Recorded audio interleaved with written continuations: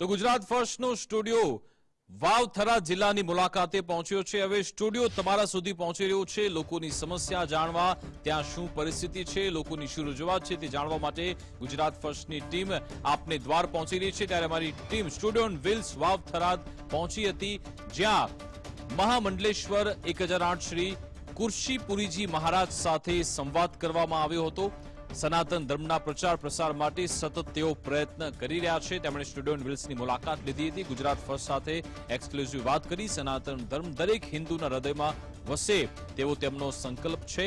હિન્દુ એકબીજાને ભાઈ ભાવથી સ્વીકારી આગળ વધે તેવું પણ તેમના તરફથી કહેવામાં આવ્યું હતું। ગુજરાત ફર્સ્ટના સ્ટુડિયો ઓન વ્હીલ્સને ખૂબ જ સારો પ્રતિસાદ પણ મળી રહ્યો છે।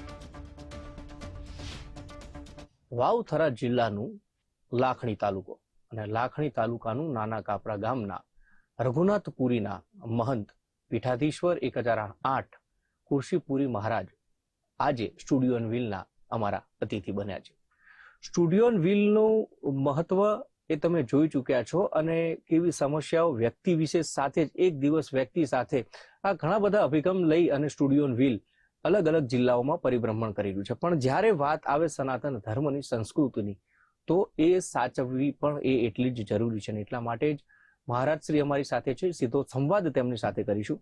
મહારાજ શ્રી, પહેલા તો માં સદીના ધામમાં બેઠા છીએ, લાખું જહુના ધામમાં બેઠા છીએ। એક વિચાર, એક પ્રાણ પ્રતિષ્ઠા, અત્યારે સનાતન ધર્મને આપ કઈ દિશામાં જતો જોઈ રહ્યા છો? એટલું બધું મહત્વ છે કે સનાતન ધર્મ એટલે જ્યાંથી સનાતન ની શરૂઆત થઈ છે અને સનાતન જે લોકોમાં જે છે એ સનાતન ધર્મની અંદર જે હિન્દુ સમાજ પ્રત્યે જે લાગણીઓ સનાતન ધર્મ પ્રત્યે છે, સાધુ સંતો જે સનાતન ધર્મનો જે પ્રચાર કરી રહ્યા છે, એના માટે સમગ્ર હિન્દુ સમાજ એક રાષ્ટ્ર, જે રાષ્ટ્રની જેનામાં ભાવના હોય, જે ભારતની આપણી જે રાષ્ટ્રની નીતિઓ છે, એ નીતિઓને જે ઉજાગર કરતો હોય એને સાચો સનાતની કહેવાય છે। અને સનાતન ધર્મ જ્યાંથી ચાલુ થાય છે ને ત્યાં રાષ્ટ્ર ચાલુ થાય છે। એટલે રાષ્ટ્રની જેનામાં સમર્પણ ભાવના હોય ત્યાં સનાતન ચાલુ થાય છે। અને સનાતનની, સાચા સનાતની અને સાધુની જે દિશા છે એ રાષ્ટ્ર મજબૂત થાય, રાષ્ટ્રના નાનામાં નાનો માણસ મજબૂત થાય અને રાષ્ટ્રને ખૂબ આ ભારત દેશ મજબૂત થાય, નાનામાં નાનો વ્યક્તિ મજબૂત થાય, એ જ સાચું સનાતની છે। સનાતન ધર્મની આપણે વાત કરીએ છીએ, અત્યારે સનાતનને સાચવવું ક્યાંક મારી દ્રષ્ટિએ એટલા માટે અઘરું લાગી રહ્યું છે કે આક્રાંતાઓ માત્ર વિધર્મી નથી। આપણે જોઈએ છે કે અન્ય ધર્મના લોકો થકી પણ ધર્માંતરણ છે એ કરવામાં આવી રહ્યું છે। એ કેટલું અઘરું સાબિત થઈ શકે છે આવનારા સમયમાં? ઉમંગભાઈ, તમે જે વાત કરી એ પ્રમાણે આપણા ભારતને જે ખોખલું કરવા માટે જે વિદેશી તાકાતો અને જે વિધર્મી તાકાતો જે આપણા હિન્દુ સમાજની અંદર જે નાની નાની જે ગરીબ પબ્લિક છે એમને ફોસલાવી અને એમને લલચાવી અને લાલચો આપીને જે ધર્માંતર કરી રહ્યું છે, એ આપણા હિન્દુ સમાજ માટે ખૂબ મોટી ખતરાની ઘંટી કહેવાય છે। અને વિશેષ ઉમંગભાઈ, જે દુઃખની વાત તો એ છે જે હિન્દુ જે સમાજ જે છે એમાંથી જે કદાચ જે વિધર્મી તાકાતો જે ઉત્પન્ન થઈ છે એ માટે ખૂબ ખતરાની ઘંટી છે। અને અત્યારે જે સાધુ સંતો હોય, આપણા ભારતના યશસ્વી વડાપ્રધાન નરેન્દ્રભાઈ મોદી સાહેબ હોય, એ જે સનાતનીઓ માટે જે જબરજસ્ત જે ઝુંબેશ અને જે મદદ કરી રહ્યા છે એ ખૂબ આનંદની વાત છે। પણ સમગ્ર હિન્દુ સમાજને જાતિવાદીના વાડામાંથી એક થઈ સમગ્ર હિન્દુ સમાજને એક થવું પડશે, તો જ આ વિધર્મીઓ તાકાતો આપણને, આ દેશને, આ રાષ્ટ્રને આગળ વધવા માટે કોઈ રોકી શકશે નહીં। બે પ્રશ્ન ભેગા પૂછું બાપુ આપને। એક તો સનાતન માટે સમરસતા ખૂબ જરૂરી છે, તમામ જ્ઞાતિઓને સાથે લઈને ચાલવું। અને બીજો પ્રશ્ન એ છે કે એ જ જ્ઞાતિઓમાંથી ઉદ્ભવતા યુવાઓ અત્યારે પોતાનો ટ્રેક ભૂલી રહ્યા છે।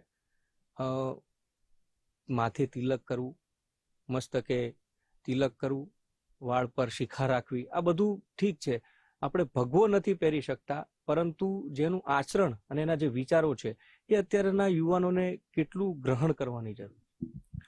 ઉમંગભાઈ, તમે જે વાત કરી તેમ જે સમરસતાને લઈને જ્યારથી રઘુનાથપુરી મહારાજે જે રઘુનાથપુરી મઠની સ્થાપના કરી ત્યારથી કરીને આજ દિવસ સુધી બ્રાહ્મણથી કરીને વાલ્મીકી સુધી આ મંદિરની અંદર સમરસતાના ભાવે દર્શન કરી શકે છે.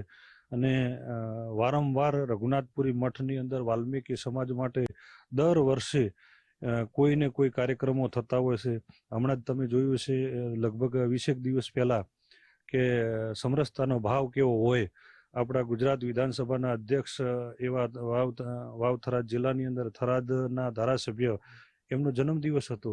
તો રઘુનાથપુરી મઠના સેવકોએ જે ભાવનાથી જે ઉજવવાનું નક્કી કર્યું એ રાષ્ટ્રની આ ભારતની આર્મી માટે જે બ્લડ ડોનેટ કેમ્પનું એમના જ શંકરભાઈના જે જન્મદિવસ પર જે આયોજન કર્યું એની અંદર ઉમંગભાઈ તમે માનો કે 20 થી 25 જે વાલ્મીકી પરિવારે પણ જે બ્લડ ડોનેટ કર્યું ને એ આ સમરસતાનો ભાવ અને એક ભારત માટે એક આ મઠ માટે એક મહત્વની વાત. અને તમે જે વાત કરી કે યુવાધન અત્યારે જે ખાસ કરીને જો નુકસાનકારક હોય ને તો મોબાઈલની અંદર રચી પચીને જે સનાતનથી એક સાઈડ જઈ અને જે નથી ગ્રહણ કરવાનું એવી વસ્તુ ગ્રહણ કરી રહ્યા છે. જે ગ્રહણ કરવાનું છે એ વસ્તુ ગ્રહણ નથી કરતા. એટલે આવનાર પેઢી માટે સમસ્ત યુવાન મિત્રોને હું ખાસ એવી વિનંતી કરું છું કે તમે તમારા વિસ્તારમાં તમારા ગામની અંદર કોઈ પણ એવું મંદિર હોય, ભગવાન ભોળાનાથનું મંદિર હોય, રામચંદ્ર ભગવાનનું મંદિર હોય કે તમારી કુળદેવીનું મંદિર હોય, રોજ સવારે ઉઠીને એકવાર જો દર્શન કરીને તમે તમારી કામની શરૂઆત કરો ને તો અવશ્ય એ કામની સફળતા પણ મળે છે. અને સાચી એક આપણા પરિવાર માટે પણ સનાતનમાં ને મંદિર પ્રત્યે અને જે ભાવનાઓ જે ઉત્પન્ન થાય છે એ ભાવનાઓ કાયમી માટે અમર રહેતી હોય છે.